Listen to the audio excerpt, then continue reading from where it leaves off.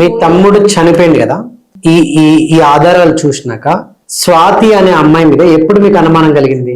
స్వాతి అనుమానం మీద ఎట్లా అంటే, మా తమ్ముడు చనిపోయిన తర్వాత తను రాలేదు కూడా రాలేదు. నాకు 24 కాల్ చేసి మాట్లాడింది, మొత్తం నాతో మాట బంద్ చేసింది. ఈ సంఘటన జరగకముందు అంత ఎప్పుడు లాస్ట్ చివరిసారిగా స్వాతి ఎప్పుడు మీతో మాట్లాడింది? నేను ఆ రోజు కూడా మాట్లాడలేదు, ఏ రోజు? ఆ రోజు 5 రోజులు కూడా మాట్లాడచ్చు. అయితే అప్పుడు అంటే రెగ్యులర్ గా రోజు మాట్లాడినా. ఎందుకంటే ఏం మాట్లాడుతుండే మీరు జనరల్ గా డిస్కషన్ ఏముంటుండే? ఓన్లీ నేను తన అబ్బాయి లేదు, నాకు షాప్ ఉంటుంది అట్లా, మేము శారీస్ ఇట్లా అన్నీ అమ్ముతాం అట్లా, అది అమ్ముదామా, పిల్లలు బాగుందా, ఎడ్యుకేషన్ గురించి బాగా మాట్లాడతాం. తమ్ముడు గురించి డిస్కషన్ వచ్చేదా? తమ్ముడు గురించి ఎప్పుడు నేను మాట్లాడతా. ఆమె కూడా ఎందుకు మాట్లాడలేదు, ఏం మాట్లాడలేదు.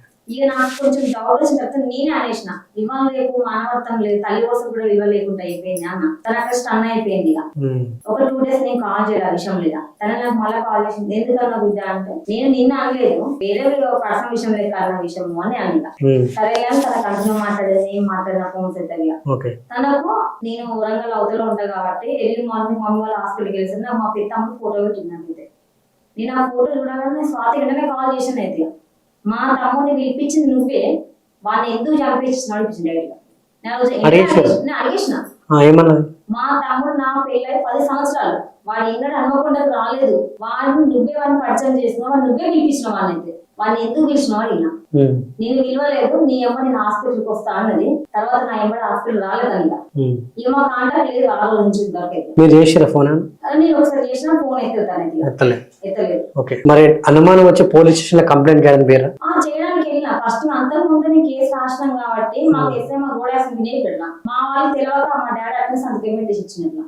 నాకు డౌట్ వచ్చినాక నేను తన పేరు రాయమంటే ఇప్పుడు ఆ చెల్లది ఆ కేసు అని చెప్తున్నట్లు. దేనికి ఇప్పుడు ఎట్లా పెడతామని ఫస్ట్ వాళ్ళ పేరు రాయాలంటున్నాడు. అప్పుడు తెలియదు కదా, ఇప్పుడు మాకు డౌట్ వచ్చిందని మీరు ఎందుకు పెట్టలేదు? అసలు తీసుకుంటలేడు.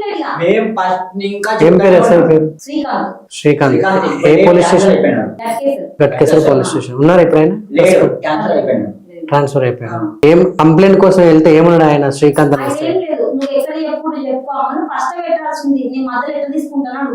అంటే వాళ్ళని పిలిపించి ఇంటర్వ్యూ చేశారని నన్ను 2 సార్లు వాళ్ళని పిలిపించి విచారణ చేయని అడిగిరా? విచారణ చేయించమంటే వాళ్ళు చేయించలేదు, పిలిపించిండు.